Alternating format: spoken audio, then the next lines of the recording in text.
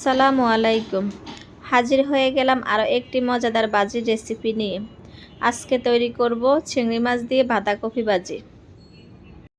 আশা করছি আমার রেসিপিটি আপনাদের কাছে ভালো লাগবে। আমার রেসিপিটি যদি ভালো লাগে প্লিজ আমার চ্যানেলটি সাবস্ক্রাইব করে আমার পাশে থাকবেন। চুলাতে এখন আমি একটা ফ্রাই প্যান বসিয়ে দিলাম। চুলাটা আমি ধরিয়ে দিলাম। এখন এখানে আমি দিয়ে দিলাম বাঁধাকপি। এখানে আমি ছোট সাইজের একটা বাঁধাকপি নিয়েছি, সাথে দিয়ে দিলাম কিছু গাজর। আমি এখানে একটা গাজর নিয়েছি, দিয়ে দিলাম সামান্য পরিমাণে একটু হলুদের গুঁড়া, দিয়ে দিলাম স্বাদ মতো লবণ। সবগুলো এখন আমি নেড়ে ছেড়ে মিশিয়ে নিব। এ পর্যায়ে আমি চুলার আঁচটা মিডিয়াম করে রেখেছি। আমি সবগুলোকে একটু ভাপিয়ে নিব। সবগুলো আমার ভাপ দেওয়া হয়ে গেছে।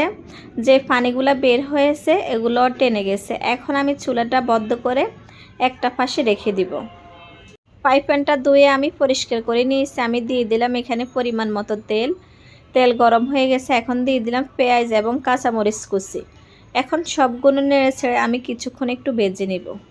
সবগুলো আমার ভেজে নেওয়া হয়ে গেছে পেঁয়াজ কাঁচামরিচ। এখন আমি দিয়ে দিলাম চিংড়ি মাছগুলো আমি ধুয়ে পরিষ্কার করে নিয়েছি। আমি খোসাটা রেখে দিয়েছি, শুধু মাথাটা ফেলে দিয়েছি।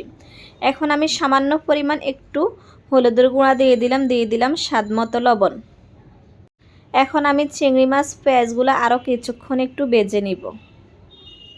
চিংড়ি মাছ পেঁয়াজ কাঁচামরিচগুলো আমার ভেজে নেওয়া হয়ে গেছে। এখন আমি দিয়ে দিলাম বাঁধাকপিগুলো, যেগুলো আমি ভাপ দিয়ে রেখেছি। ওগুলা দিয়ে আমি এখন নেড়ে ছেড়ে সবগুলোর সাথে মিশিয়ে নিব। আমি বেশিক্ষণ ভাজবো না, জাস্ট 2-3 মিনিটের মতো ভেজে নিলে আমার হয়ে যাবে বাঁধাকপি চিংড়ি মাছ ভাজি। এখন আমার প্রায় মোটামুটি হয়ে গেছে ভাজি। এখন আমি দিয়ে দিলাম কিছুটা ধনেপাতা কুচি।